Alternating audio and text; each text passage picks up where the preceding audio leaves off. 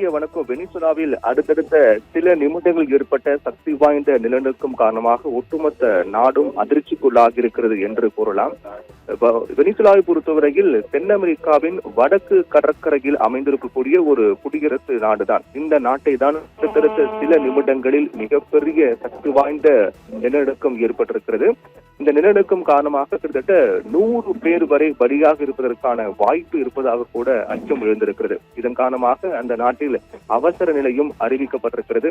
இந்த நிலநடுக்கங்களால் தலைநகர் கராகஸ் மற்றும் பிற பகுதிகளில் பல கட்டிடங்கள் இடிந்து விழுந்திருக்கின்றன. பல இடங்களில் மிக உயர்ந்த கட்டிடங்கள்லாம் இடிந்து விழுந்திருக்கின்றது.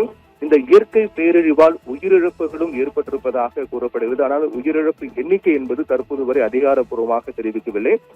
இந்த நிலையில்தான் முதல் நிலநடுக்கம் என்பது 7.1 என்ற ரிக்டர் அளவில் பதிவாகி இருக்கிறது. அதனுடைய மையப்புள்ளி என்பது தலைநகர் கராகஸ் நகருக்கு மேற்கே சுமார் 168 கிலோமீட்டர் தொலைவில் இருக்கக்கூடிய மோரோன் பகுதிக்கு மேற்கே 13 கிலோமீட்டர் ஆழத்தில் அமைந்திருந்ததாக அமெரிக்க புவியியல் ஆய்வு மையம் தெரிவித்திருந்தது.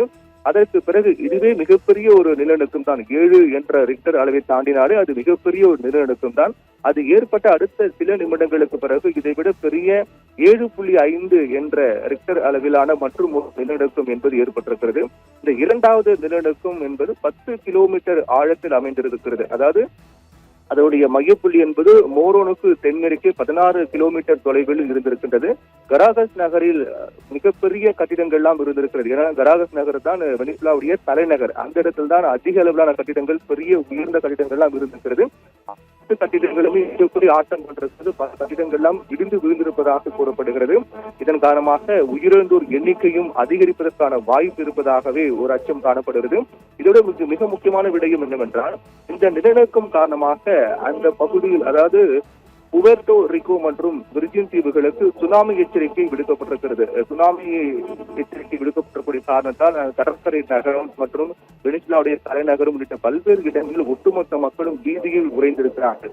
இது மட்டுமல்லாமல் இந்த நிலநடுக்கம் காரணமாக அடுத்தடுத்த ஜப்பானையும் கூட நிலநடுக்கம் உறுப்பினராக கூறப்படுகிறது. ஜப்பானில் கூட 7 என்ற அளவில் மற்றொரு நிலநடுக்கம் ஜப்பானை தாக்கி